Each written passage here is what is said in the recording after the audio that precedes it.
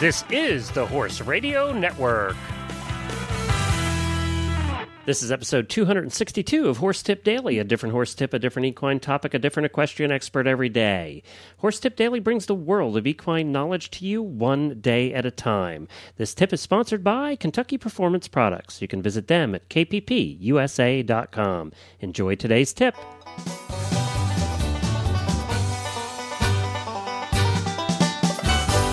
Glenn the Geek back with you from Lexington, Kentucky, and you're listening to Horse Tip Daily, but then again, you probably knew that after 262 of these.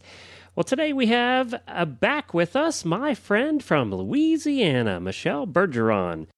Michelle runs the Right Lead Equestrian Center, and she actively competes in eventing and dressage and does a lot of teaching, and she instructs riders in the greater Baton Rouge, Louisiana area. And also, she is a certified instructor and judge for the World Side Saddle Federation, which is not something you hear too often. And Michelle is also on the board of directors for the Cleveland Bay Horse Society of North America, and she owns 2 lovely Cleveland Bays. And Michelle provides us practical barn and training tips, and you can go to horsetipdaily.com and do a search by expert on the left side of the page for Michelle, and you'll find Michelle Bergeron, and you will find her past tips. And we're going to get to Michelle right after these words from Kentucky Performance Products. Joint Armor from KPP provides your horse with the building blocks necessary to maintain healthy joints throughout his lifetime. Kentucky Performance Products Quality Assurance provides you with the confidence that you are purchasing a safe, high-quality product. Your satisfaction is guaranteed. Joint Armor is concentrated and affordable. 1 jar lasts a whole 75 days. Joint Armor helps maintain fluid motion and flexibility in your horse's joints. It also supports normal cartilage development and reduces joint deterioration. Learn more about Joint Armor from Kentucky Performance Products and all their other terrific products at kppusa.com. That's kppusa.com.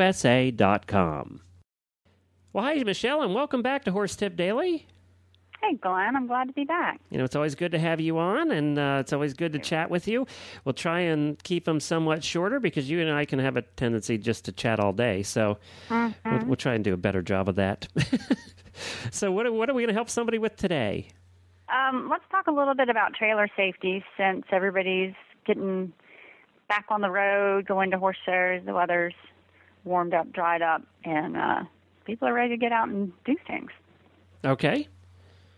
All right, so the first thing we need to remember is that your trailers are going to require inspection. You got to have them looked at annually. You got to have them looked at after they've been sitting for an extended period of time, and you need to check them just quickly every time you hook up. So that means you have to find someone who's knowledgeable about inspecting your trailer and not your car mechanic. No, it helps to have a trailer mechanic actually look at it. Yeah, and in some places in the world you might have to look a little bit harder than in maybe Kentucky where you live. And having, okay, so now I have a question for you. Speaking of trailers and getting them checked out, which I think you should do annually, get the brakes, get the tires pulled, get the bearings checked. Yep. We weren't so good about getting our bearings checked, and we actually were going down the highway one day, and you hear it coming. We're going down the highway one day, and I look in the rearview mirror, and there's one of our wheels just rolling across the highway. So, no. Have you ever had that happen? I have not had that happen. I was on the receiving end. I was pulling my trailer down the interstate, and the truck that passed me, the wheel came off, the entire wheel, and hit the front of the truck, bounced on the top of the truck, and then bounced into the trailer. Into the trailer?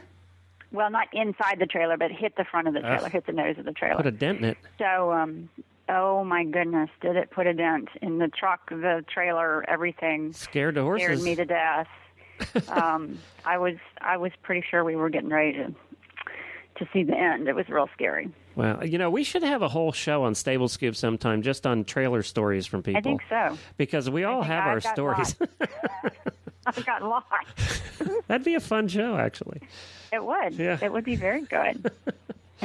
So, all right. So we need to bring it in and get it checked out. Right. And things that you want to make sure you have checked, like you just said, the bearings and the wheels. every year or every 12,000 miles. If you're traveling a whole lot, you need to have them looked at more often. Okay, your bearings are going to have to be greased. Maybe not every time, depends on how much you use it, and they will need to be changed over time. Okay, you need to check your lug nuts, make sure they're on there nice and tight. Your manufacturer is going to have a torque rating. That's not going to mean a lot to a lot of people. Just make sure they're on real good. Take your tire iron and make sure they're nice and tight. You don't need a wheel flying off. We already talked about that. Yeah, it wasn't much fun. No. And if you're loaded up and you just don't even want to deal with it. So, the emergency brake batteries, little battery under your trailer. A lot of people don't know what that is. Okay, you need to check that to make sure it's holding a charge. So one thing you want to do, the way you can check it yourself, is get hooked up to your truck, pull away your plug, your breakaway plug. That's the little wire that's going to attach into the battery. You pull it out, and if you can pull your trailer forward and there's no resistance, the wheels turn, your battery's not good, you need to go and get a new one. And the other thing that will happen... you can't probably get that at Walmart. You're probably going to have to go to a battery store. Yeah, because they're a little different size. They are. And, the one other thing to keep in mind there, too, is to check the wires and the terminals where they come into the terminals of the batteries, because they have a tendency to break off. Absolutely. To rust and just break off. Yep.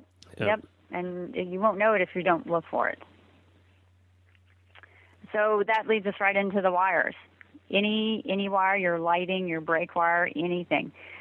They get frayed. They're out in the elements. They break in sections, especially where they're going to cross over a metal part. Check that part for wear. Goes right into check your lights. Have you blown a fuse? Did you burn out a bulb? The blowing the fuses is going to be a pretty good symptom if you continually blow the fuse, that maybe your wiring is grounding on a metal part. And Michelle, haven't we all had the nightmares of having to rewire an old trailer? Oh, there's nothing worse. I wouldn't want to do it myself. One of my adults the other day came in and said, I'm going to look at a used trailer. It needs new wiring. And I said, well, I wouldn't go there. Good luck with that. That's for you, yeah. Yeah, we've all had to do it, too. Well, while we're up near the batteries and the hitch, I have something to add to your list. And that is, we were driving down the road one day. We had a 2-horse trailer, and we happened to have furniture, and we were moving my parents. Done that. And, we've all done that with our trailers, probably more than that than the horses sometimes. So we were moving my parents, driving down the road, and all of a sudden the trailer started violently going up and down. What happened was, and this is something that we never thought to have checked before, but if you're going to bring it into a mechanic, you want to have them check this. The welds on the hitch attached to the truck had given away. So the hitch was just loosely attached to the truck, and so the whole thing was just violently going up and down. We were going over a bridge at the time, and we were darn lucky we didn't lose the whole trailer into the water below. But so have them check the welds because they can see if they're cracking. Right. Have them check the welds where your hitch attaches to your truck. Is my piece of advice from experience? That is scary. Yeah, well, you know what? We didn't, these things just happen. They just happen.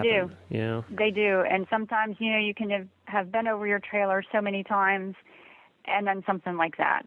But I had it checked. Well, fortunately, we lived in the heart of Amish country. We just dropped the trailer, and we had the hitch hanging there. And we went to an Amish farm, and he had a welder, and he welded it right back for us. So that was nice. That was a nice thing about living in the heart of Amish country. Didn't charge us anything. That's how they are. Wow. So very good. Yep. All right. So that sort of goes along. I'm sure you had your safety chains. We would not have had the trailer had we not had the safety chains. That's exactly right. And I know a lot of people that don't use them. This is a big reason. There's a real life story right there why you should use them. Okay, you need to make sure they're still attached to the trailer, sturdy, and that to the snap ends, if you have the kind that have the snap on the end, that your snaps are functional and they're not going to slide off. And like you were saying, you had the 2-horse trailer. If you've got the bumper pull, cross your chains underneath. Yeah, it doesn't do you any good at all if you don't cross them. If the trailer comes off, it's going to help hold itself up a little bit. And that's exactly what happened in this case. Back up a trailer, it's a mess. Yep, I agree. Okay, so now we got to deal with your floor. Everybody's heard you got to pull your mats out. You got to pull your mats out. This is not just for wood floors. You got to pull your mats out if you have a metal floor, a wood floor. Spray it out, clean it out, and then leave your mats out until it's dry. Then pull your mats back in. I'm not saying it's easy, especially if you have a bigger trailer. Those mats are heavy. Get some help. You've got to do it. You don't want to have floor failure while you're pulling your horses. No, and we've all heard those stories too. Oh my goodness, terrifying. My worst nightmare with a trailer is for the bottom to drop out. And those don't end well. They do not. No. They do not. Never. Ever. Okay, so now we need to check your tires. Don't forget your spare tire. You got to look for uneven wear patterns on the tires on the trailer. Look for dry rot. That's going to look like cracks, especially around the sidewall. Check your pressure. Okay, your pressure, the ideal pressure is going to be written on the side of the tire. So it's right there, no excuse. We carry a little compressor in the truck just in case we start to get low on the road. We stop for gas, stop at a rest stop, plug up the compressor, check the pressure, and then we're good. When we get to where we're going, we can get a new tire if we need to, or patch, or whatever needs to be done. Never, ever, ever put tires on a trailer that are not rated for the weight. A lot of people think you can just go put any tire on a trailer, put a vehicle tire on a trailer.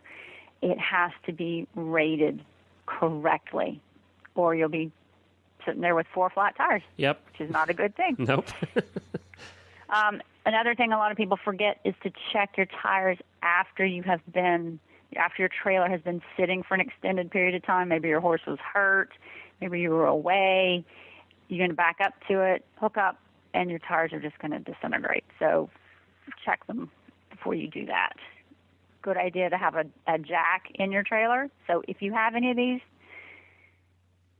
events happen to you with your tires or whatever, you can roll up and get it changed without having to get towed in. And we used to carry the floor jack just because it was so much easier than dealing with the little jacks you get for cars and things. We used to carry the 2-ton floor jack just so, it was a little bigger to put in your truck. But it was it's so much easier to jack the trailer up, and especially in weird situations. Well, you're never going to have trouble where it's nice and easy and you can unload the horses and put them away safely. You're going to be on the side of a busy road where there's construction and the weather is bad, and you've got a car full of people that don't know how to help you. So just take the time to get all your stuff done ahead of time, and it will make your life much easier in a scary situation. Great. We got to have the right size ball. Trailer's going to bounce off of a ball that's too small. Yep. I've had friends that have had that. Make sure we talked about your little emergency brake cable. Don't just wind it around.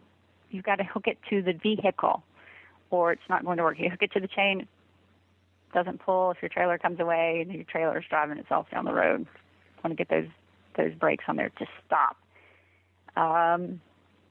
And then the last thing you can do, you need to test your lights before you get on every time. Turn them on, have somebody hit the brakes, make sure all your turn signals work, and make sure your plug, if they're not working, check your plug. All these connections are usually made of copper, and that's going to corrode when it's sitting out. You can put some petroleum jelly on there, or you can just stick your plug in and out 4 or 5 times and help break up some of the corrosion. Great. Well, that's your quick and dirty trailer. Well, and you know what? This is probably one of the most important tips that we've ever done, because this can kill you and your horse. It's true. If it's not, if you don't have this right, we've all heard the stories and seen the results. So, yes. Definitely take the time and, spend $100 a year to get the mechanic to take it, to take a look at it and to make sure that everything is the way it's supposed to be. So those are all great tips. We appreciate that, Michelle. And people can find you at rightlead.com. That's the Right Lead Equestrian Center in beautiful Cajun Country, Louisiana. That's where we are. All right. And of course, your husband, from what I hear now, I haven't had any of this, but from what I hear now, he's a Cajun. And most Cajuns, especially guys for some reason, I don't know why, but know how to cook. And from what I hear, he's got that boy can recipes cook. all over the webpage. Yeah, I know. And from what I hear, his gumbo is like, the best. Mm-hmm. So I'm waiting. It's pretty good. Yep. Well, y'all come anytime you're ready. And you're coming up here to the World Equestrian Games, so tell him I expect some gumbo. Okay. Well, he will be ready with the menu. Okay, we'll have to stop at the grocery store on the way. All right, but I don't want any of that oily seafood from the Gulf right now. Yeah. No, good Lord, no. We'll buy some on the way up. Thank you, Michelle. All right. Thanks, Glenn. Well, thank you to Michelle for joining us. We really appreciated her stopping by here all the way from Louisiana. We're looking forward to enjoying some of that gumbo when they come up to stay with us for the World Equestrian Games, which should be shortly. Don't forget you can subscribe to the shows through iTunes or Zune and get the daily tips automatically downloaded to your iPod, Zune, or MP3 player. And you can also follow us on Facebook. We really want to get our Facebook numbers up, so search for Horse Tip Daily and follow us there. You can actually listen to the shows right on Facebook as well. And don't forget to follow us on Twitter at Horse Radio. You can check out all the great shows on the network at horseradionetwork.com. I'll be back again tomorrow with a different horse tip and a new expert. Until then, stay safe, everyone.